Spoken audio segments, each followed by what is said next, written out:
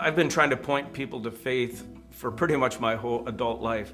And when someone says the door is closed and I'm never going to open it, I never take never as an answer. I go, never just means no for now.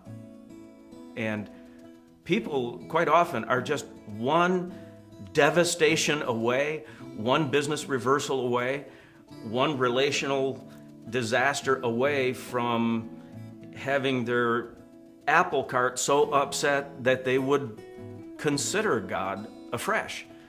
And what I dream of for Christ followers everywhere is that they go to work, they go in the neighborhood, they go to school, they go to the club, wherever they go, that instead of being annoyed by people or put off by people who believe differently and have different lifestyles, just imagine what their life would be like if God were at the center, and let that inspire you to pray toward that end. I'm asked quite frequently, is my inclusiveness or acceptance the same as condoning certain behaviors that are not biblical?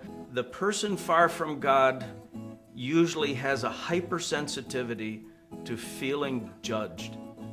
And when it comes from a professing Christian, it's just like an iron door drops from the ceiling and they go, unsafe. I am not going to open up my heart to you because I don't need to be judged by you.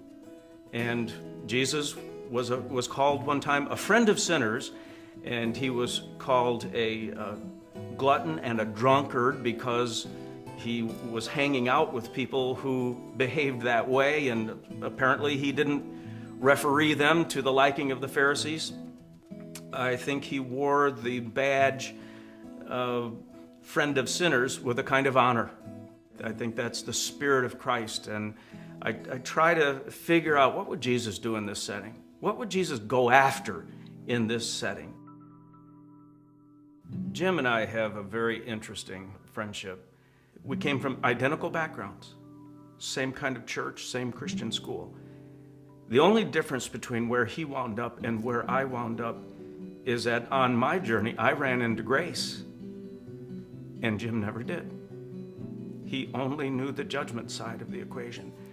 And I was fortunate enough, I'm no better than he is, I was fortunate enough to get shipped off to a summer camp where someone told me about grace. And that changed it for me.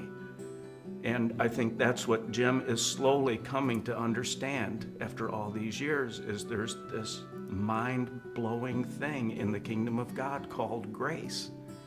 And when he gets a better picture of that, I think he's going to open his heart to that, and that's going to be quite a day.